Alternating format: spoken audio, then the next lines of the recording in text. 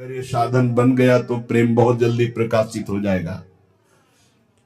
पहला, अहित, असत्य, व्यर्थ, कटु, निंदायुक्त उद्वेग वचन का त्याग, लीला भगवन नाम गुणों का गान करे नित सह अनुराग। सबसे पहला, वाणी से भयंकर अपराध बन जाते हैं। घोर नरकों की प्राप्ति वाणी के अपराध से होती है। सबसे ज्यादा अपराध वाणी से बनता है। साधक को वाणी पर बहुत संयम रखना चाहिए। पहला साधन बताया अहित। अगर वाणी से ऐसा बोला कि किसी का अहित अमंगल हो, नहीं। असत्य, झूठ नहीं बोलना। देखो, यदि प्रेम प्राप्त करना है तो किसी का अहित हो ऐसा नहीं बोलना, और असत्य, झूठ नहीं बोलना। क्यों झूठ बोले? हम भगवत मार्ग के पति क्यों झूठ बोले? क्या लाभ मिल जाता है झूठ बोलने से? पर एक स्वभाव बन गया, झूठे ही लेना, झूठे ही देना, झूठे ही भोजन, झूठ चबेना। आओ, कहां से आ रहे हो? प्रसाद नहीं पाया है। जब नहीं पाया है तो स्पष्ट बोल दो, नहीं, पाने की इच्छा नहीं, अभी नहीं पाए। पाया है, क्यों झूठ बोले? हर बात में झूठ नहीं, सत्य बोलना सीखो। यदि भगवत मार्ग में चलना चाहते हो, प्रेम प्राप्त करना चाहते हो, तो हमारे प्रभु सत्य नारायण है, सच्चिदानंद है, सत्य व्रतम, सत्य स्वरूप है वो। इसलिए वाणी से हमारी प्रार्थना है हर साधक से, झूठ बोलने का अभ्यास छोड़िए। जो भी होना होगा, हमसे गलती हुई, हमको दंड दे दो। कितना दंड दोगे? मृत्यु से बढ़कर कोई दंड नहीं। हम मृत्यु को स्वीकार किए हुए भगवत मार्ग के पथिक हैं। हम झूठ क्यों बोले? झूठ नहीं बोलना, कपट भरे वचन नहीं बोलना, अहित, कटु, कड़ुए शब्द, परुख वचन, निंदायुक्त, किसी की निंदा नहीं, उद्वेग, बोला सामने वाले का हृदय जलने लगा, ऐसे वचन का त्याग करना है। पहला, प्रेम प्राप्ति के लिए यह नियम है। वाणी एक अमूल है, जो कोई बोले जान, हे तराजू तौल के तब मुख बाहरान। सहसा मत बोलो, पहले वाणी को तौलो हृदय में, विवेक के तराजू पर। ये जाकर दूसरे का हित मंगल करेगी कि नहीं करेगी। अगर हमारी वाणी पवित्र नहीं है तो हम उपासना के पहले ही सोपान पर फेल हो गए। जिस वाणी से हमें नाम मंत्र सिद्ध करना है, वो वाणी अशुद्ध नहीं होनी चाहिए, झूठ नहीं बोलना चाहिए। असत्य भाषण, अहितकारी, कटुवचन, परुख वचन, निंदायुक्त वचन और सांसारिक वार्ता, इसका त्याग कर दे। यदि प्रेम मार्ग में जाना है तो लीला भगवन नाम गुणों का गान करे नित सह अनुराग। वाणी को पावन करना है, भगवान के पावन नाम का जप, नाम का कीर्तन और लीला गुणों का गायन। जैसे श्रीमद चतुरासी जी 42 लीला, श्रीमद भागवत, जब हम लीलाएं गायन गाते हैं तो हमारे हृदय के सारे मोहमल का नाश हो जाता है।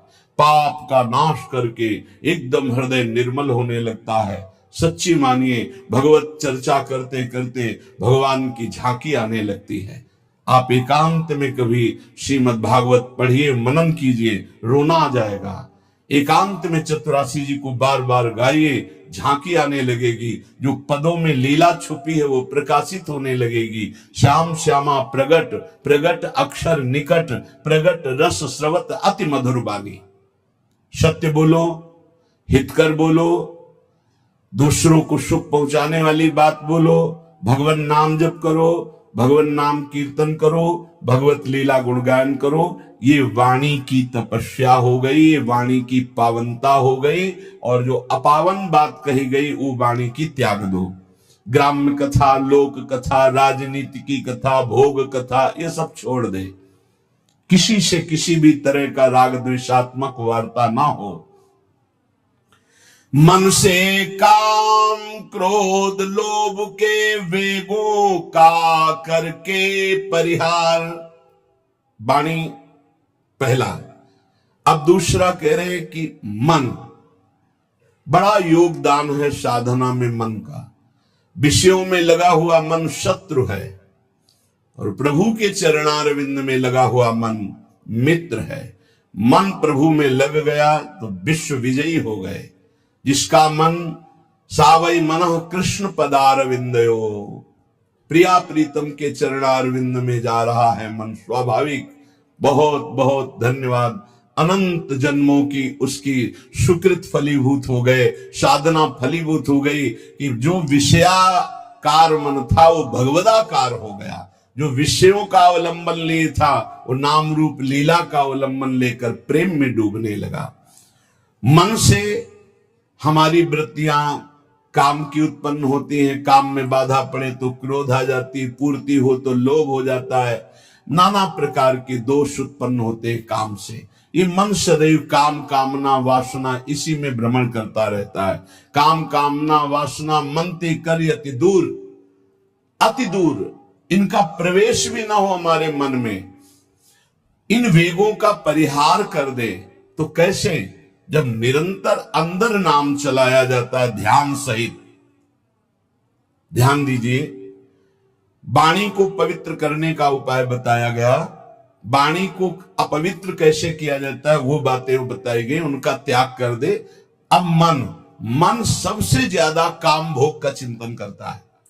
उसकी कामना ही प्रधान वो वृत्ति है जो हमें संसार में फंसाती है। कामना की पूर्ति में लोभ होता है और भोगे, और कामना की अपूर्ति से बाधा पड़ने पर क्रोध होता है। बड़े बड़े चाहे कोई भी हो, क्रोध आते ही मूढ़ता छा जाती है। मूढ़ता छाते ही स्मृति नष्ट हो जाती है। स्मृति नष्ट होते ही बुद्धि भ्रष्ट हो जाती है। बुद्धि भ्रष्ट होना ही सर्वनाश कहा गया है। ध्यायतो विषयान पुंसा संगास्तेषु उपजायते, संगात संजायते कामा, कामात् क्रोधो विजायते, क्रोधात् भवति सम्मोहा, सम्मोहा स्मृति विभ्रमा, स्मृति भ्रंशात् बुद्धिनाशो, बुद्धिनाशात् प्रणश्यति, सर्वनाश हो जाता है। इसलिए विषयों का ध्यान ही ना हो पावे, विषयों का चिंतन ही ना हो पावे तो कैसे? अंदर ध्यान सहित नाम जप करो। यदि रूप का ध्यान हो रहा है तो ठीक है, नहीं तो नाम का ही ध्यान करो। जो नाम जप कर रहे हो उसी का ध्यान करो। राधा बार बार ध्यान करते हुए नाम जप करो।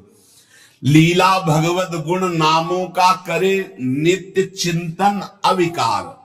अविकार स्थिति प्राप्त करने के लिए, हृदय रूपी गुफा के अंधकार को दूर करने के लिए नाम का, प्रभु के रूप का, प्रभु की लीलाओं का चिंतन करें। जैसे हम जिह्वा से लीलाओं का गुणगान करते हैं, नाम कीर्तन करते हैं, वाचिक नाम जप करते हैं या उपांश नाम जप करते हैं, तो ये वाणी की पवित्रता हुई, मंगल है। पर हृदय रूपी गुफा में जो काम क्रोध चोर छुपे हुए हैं, इनको हटाने के भी सामर्थ्य नहीं। इनको हटाने के लिए उतरना पड़ेगा गुफा में, नाम को उतारना पड़ेगा हृदय रूपी गुफा में। या तो ध्यान चल रहा है और या तो नाम ध्यान सहित चल रहा है। ध्यान सहित नाम जब एक एक अक्षर मात्रा का ध्यान करते हुए तो वही रूप प्रकाशित हो जाएगा। लीला गायन करें तो हमें 5 अध्याय करने हैं भागवत के, ऐसा नियम न ले। 5 श्लोक पढ़े पर खूब डूब के पढ़े कि क्या कहा जा रहा है, कौन सी लीला गायन, मेरे प्रभु क्या लीला कर रहे हैं, ऐसे। और जो रस ग्रंथ है इनके अर्थ पर विचार न करे, इनका केवल गायन करे। ये अर्थ विचार करने की सामर्थ्य प्रकाशित करेंगे गायन करते करते। रटत रटत कहत कहत सुनत सुनत रसरीति जानी। जब रटते रहोगे, कहते रहोगे, सुनते रहोगे तो ये रसरीति समझ में आएगी। कहत और सुनत रसरीति जानी, ताहि तज कबहूं गाउन कबहूं कछु, प्राण रमि रही हरिवंश बानी। ऐसी निष्ठा, ऐसा भाव, निरंतर गायन तो चिंतन का अधिकार प्राप्त हो जाता है। जब मन से नाम का चिंतन, रूप का चिंतन होता है तो ये काम क्रोध लोभ मोह मद मत्सर्य अंधकार में ही टिकते हैं। नाम का प्रकाश होते ही ये सब भाग जाते हैं। परम प्रकाश रात दिन बना रहता है नाम का। ऐसा सुंदर सुख है नाम का, वो कैसे वाणी में सामर्थ्य नहीं कि वर्णन किया जा सके। जैसे कई दिनों के प्यासे आदमी को शीतल जल मिले तो कैसे गटकता चला जाता है, ऐसे अनंत जन्मों से जिस सुख की खोज हम अनंत ब्रह्मांडों के भोगों में करते हुए मरते रहे, आज तक नहीं मिला। जब नाम में वो सुख मिला तो गटकत, निरंतर गटकत। जैसे हम रूप के प्यासे नेत्र भटकते रहे और जब प्यारे जू को देखा तो नेत्रों से रूप का पान हो रहा है। जैसी हरिवंश निकट दासीजन लोचन चसक रसासो गटकत, गटकत नेत्रों से रूप का पान कर रहे हैं, वाणी से लीला गुणगान नाम का पान कर रहे हैं, श्रवणेन्द्रिय से प्रभु के यश का श्रवण करके पान कर रहे हैं, वो उन्मत्त हो जाते हैं। रसासो गटकत, ये रस आसो है, ये आसो उन्मत्त कर देता है। तो मन निष्काम हो गया। नाम और ध्यान ये पद्धति है। देखो छाणिदे माननी मान मन धरिबो वाले पद में आओ तो देखो कैसे प्रभु पद्धति बता रहे। जपत हरि विवश तव नाम प्रतिपद विमल और मनसि तव ध्यान ते निमिष नहीं टरिबो। एक साथ दोनों बात, जप हो रहा है वाणी से तो मन से एक निमिष के लिए भी ध्यान में नहीं छूट रहा, ध्यान नहीं छूट रहा। हित सजनी जो कह रहे प्यारी जो से, पहली बात तो प्रणत हैं आपके लाडली जो, आपको मान धारण नहीं करना है। प्रणत सुंदर सुघर प्राण वल्लभ नवल बचन आधीन सोईतो कत करिबो। और स्थिति जपत हरि विवश तव नाम प्रतिपद विमल मनसि तव ध्यान ते निमिष नहीं टरिबो। और इधर हनुमान जी महाराज श्री जानकी जी की स्थिति वर्णन कर रहे हैं। अशोक वाटिका में बैठे, नाम पाहरू दिवस निशि ध्यान तुम्हार कपाट, लोचन निज पद जंत्रित जाहि प्राण के ही बाट। आप कैसे समझोगे जानकी जी की स्थिति को? प्रभु आपका नाम रात दिन पहरा दे रहा है, नहीं तो कब प्राण निकल गए होते। और आपका ध्यान कपाट की तरह दरवाजा बंद किए हुए, हृदय में राम रूप का ध्यान है, जिह्वा पे नाम आठों पहर चल रहा है, इसीलिए जानकी जी को प्राण नहीं गए, नहीं तो कब छूट गए होते। नाम पहारू दिवस निज ध्यान तुम्हार कपाट, लोचन निज पद जंतित जाहि प्राण के बाद। और यहाँ इस सजनी जो लालजू के लिए करे, जपत हरि विवश तव नाम प्रतिपद विमल मनसि तव ध्यान ते निमिष नहीं टरिबो। प्यारी जो वचन आधीन सो हितो कत करिबो, जो आपकी केवल आज्ञा हो उसका पालन करने पे तत्पर है, उनके साथ आपको मान उचित नहीं। जब तक नाम हृदय में ध्यान नहीं किया जाता, रूप का ध्यान नहीं होता, तो बाहरी नाम जपते हुए भी हृदय में विकार आते रहते हैं, विकारों का खेल होता रहता है, इसीलिए प्रेम का प्रकाश नहीं होता। तो प्रेम प्रकाशित करने के लिए वाणी पावन और मन पावन। अब प्राण पवित्र करो। प्राण कैसे? प्राण आहार से अशुद्ध और शुद्ध हो जाते हैं। तो आहार, हिंसा में अशुद्ध भोजन का, भगवत मार्ग में चलने वाले को तमोगुणी आहार का त्याग कर देना चाहिए। ये सब अभक्ष्य पदार्थ तो दूर ही हैं। प्याज लहसुन में कोई हिंसात्मक दोष नहीं, पर घोर तमोगुण प्रकट करता है, इसलिए इसका त्याग किया गया है। जहां आलू प्रकट होती है, जहां कंद शकरकंद प्रकट होती है, जैसे जैसे मूली गाजर प्रकट होती, ठीक वैसी उसी खेती में उसी जगह में ये प्याज लहसुन प्रकट होता है। इसके प्रकट होने की प्रक्रिया कोई अपवित्र नहीं है, ये खेतों में प्रकट होता है। लेकिन ये घोर तमोगुणी है, ये भजन में बहुत बाधक है। जब तक आपका हृदय प्राण मन वाणी ये पवित्र नहीं होंगे, तब तक आप भगवत साक्षात्कार नहीं कर सकते। तो पवित्रता के लिए इसका त्याग किया गया है।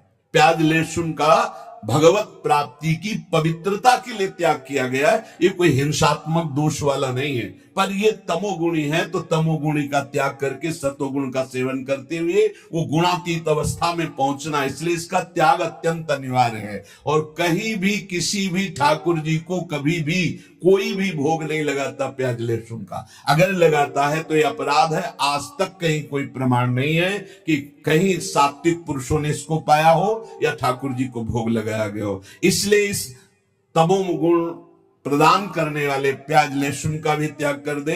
और कह रहे करे चटोरेपन का त्याग, प्राण को शुद्ध करने के लिए ये बाजारू चीजें खाने की जो चटोरापन बन गया है वो प्रेम प्राप्ति की ठीक वृत्ति नहीं है कि आप बाहरी चीजें, आपको अगर भोग ही लगाना है तो आप अपने घर में जो रूखा सूखा बनाइए, भाव से भोग। ये केवल 2 अंगुल जबान की बात है, गले के यहां से गया ना वो खट्टा मीठा सब बेकार हो गया, वो मल बन जाएगा। इसी की केवल इसको स्वाद दो हरि नाम का, राधा नाम का। ये चटोरेपन का त्याग करो।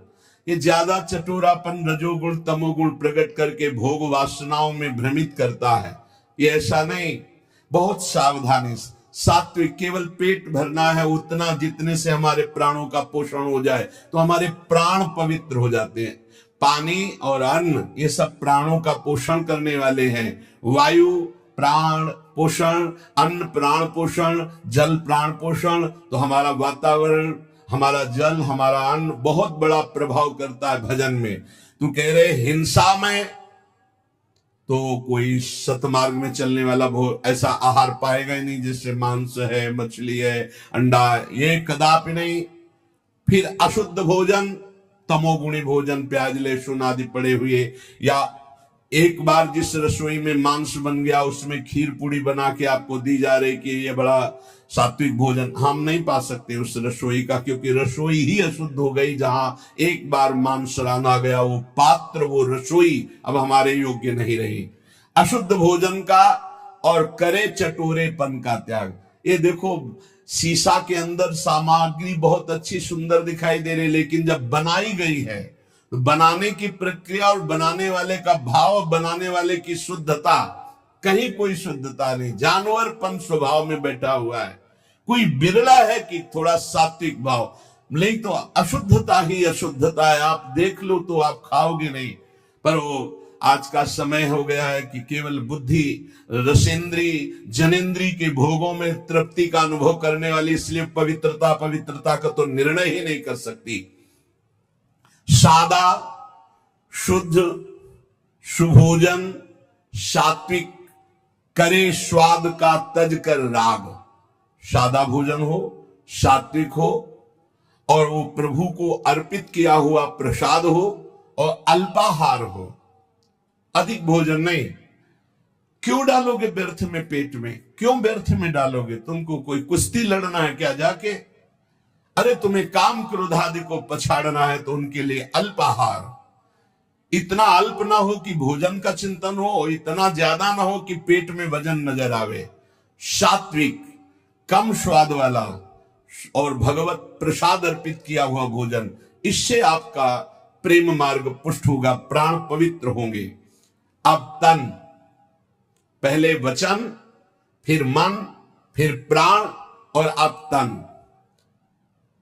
तन की पवित्रता अत्यंत अनिवार्य है।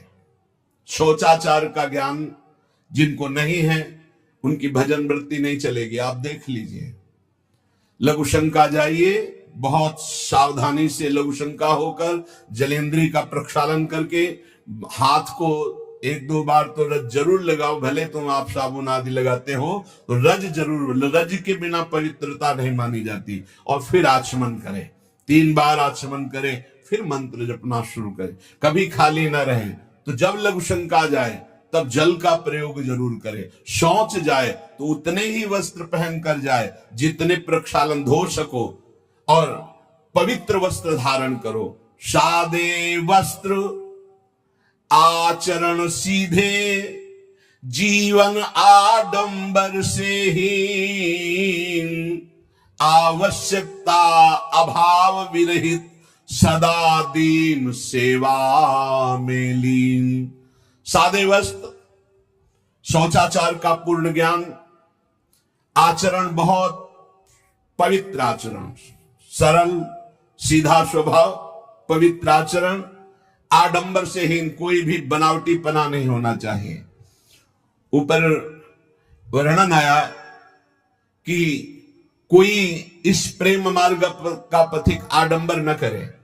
आडंबर सखी भाव या गोपी भाव का नाटक न करे, दिखावा न करे कि वो इधर उधर श्रृंगार करके हम अपने को जनाए कि हम गोपी हैं या सहचरी। आडंबर है, गोपी या सहचरी देह भाव छूट जाने पर प्राप्त होता है। ये देहातीत भाव है, देह का श्रृंगार गोपी नहीं है, ये देह का श्रृंगार सहचरी नहीं है। बनिता पुरुष भाव मिट जाए, सेवे ललितादिक के भाई, देह शुद्धि का विस्मरण हो। बता रहे ना, पूर्व की स्मृति ना भविष्य का कोई, बीते हुए ना भूत की स्मृति ना भविष्य की स्मृति, वर्तमान में भी मैं स्मरण कर रहा हूं, ऐसी स्मृति नहीं, केवल अखंड स्मृति। ये बाहरी आडंबर नहीं होना चाहिए, मना किया है ऊपर। जीव अपने वास्तविक लक्ष्य से भ्रष्ट हो जाता है जब बाहरी आडंबर करके दूसरों को रिझाने की चेष्टा करने लगता है। इष्ट को रिझाने के लिए देह भाव विस्मृत होना है, देह को सजाना नहीं है। सादा शुद्ध सुभोजन सात्विक, करे स्वाद का तज कर राग। बहुत सात्विक भोजन, वैसे ही सात्विक वस्त्र। आडंबर से हीन चरित्रवान उपासक, आवश्यकता अभाव विरहित। जैसे मुझे प्रभु रख रहे, मैं राजी हूं, मुझे कोई आवश्यकता नहीं, न परिस्थिति बदलने की न स्थिति बदलने की। जैसे मुझे प्रभु रख रहे, जोई जोई प्यारो करे सोई मोई भाव। मुझे संतोष है, जैसे रख रहे हैं बहुत अच्छा है। हमें किसी से कोई मांग नहीं, हमें कोई चाह नहीं, हमें कोई परिवर्धन की चाह नहीं, ये परिवर्तित हो जाए, ये बढ़ जाए, नहीं। और रात दिन तन को सेवा में ली। सेवा से बहुत जल्दी पवित्र होता है शरीर। माता पिता की सेवा, बूढ़ों की सेवा, रोगी की सेवा, पशु पक्षियों की सेवा, किसी की सेवा, भगवान की सेवा, संत सेवा, गौ सेवा, किसी की भी भगवत भाव से सेवा की जाए तो शरीर बहुत जल्दी पवित्र होता है। शौचाचार का ज्ञान, पवित्र वस्त्र, आडंबरहीन दिखावाहीन जीवन, कोई आवश्यकता नहीं, जैसे प्रभु रख रहे हैं उसी में राजी, और दीन भाव से सेवा। विषयी संसारी लोगों का संग छोड़ सेवे सत्संग। जिनके साथ बैठने से, जिनके व्यवहार से हमारे अंदर निष्कामता आवे, नहीं चाहिए मुझे भोग, नहीं चाहिए मुझे संसार का सुख। परिणाम देखा जाता है, परिणाम। भगवत प्रेमी महात्माओं का संग का परिणाम क्या होता है? खाओ पियो हंसो खेलो बैठो, पर उसका परिणाम होगा कि आपके हृदय में आने लगेगा, मुझे नहीं चाहिए भोग, मुझे नहीं चाहिए संसार का सुख, मुझे प्रभु चाहिए। मैं सत्य से चलना चाहता हूं, मैं धर्म से चलना चाहता हूं, मैं जितेंद्रियता से चलना, ये आने लगेगा। ये संग का प्रभाव। और बहुत मीठी मीठी बनावटी बातें, बाहर दिखावा, आडंबर, तो संग से आपके अंदर भोग वासना बढ़ेगी, संग से आपके अंदर संसार प्रीता बढ़ेगी, संग से आपके अंदर वस्तु व्यक्ति स्थान का राग जागृत हो जाएगा। इसलिए कह रहे विषयी संसारी लोगों का संग छोड़ सेवे सत्संग। व्यर्थ अनर्थ कार्य सब इंद्री मन के तज कर रहे असंग। साधु संग करे, विषयी कुसंग का त्याग कर दे, और व्यर्थ कार्य कभी न करे। कबहू काल वृथा नहीं जाए, एक क्षण भी व्यर्थ नहीं जाना चाहिए। नाम जब चल रहा है, गुण कीर्तन चल रहा है, सेवा चल रही है, साधु संग, भक्त चरित्र, भक्त नाम, अन्यथा हमारा समय व्यर्थ माना जाएगा। हम सेवा करें, किसी की भी सेवा का अवसर मिले, जगत में सबके हृदय में भगवान है, पर हमारा भगवत भाव हो और नाम जब चल रहा हो, व्यर्थ कार्य नहीं होने चाहिए। और अनर्थ, ये जितने पापाचरण हैं, ये सब अनर्थ तुम्हारा नाश कर देंगे, तुम्हारी शांति का, तुम्हारे सुख का, तुम्हारे शरीर का, तुम्हारे विचारों का नाश कर देंगे। अनर्थकारी चेष्टाएं कभी ना करें।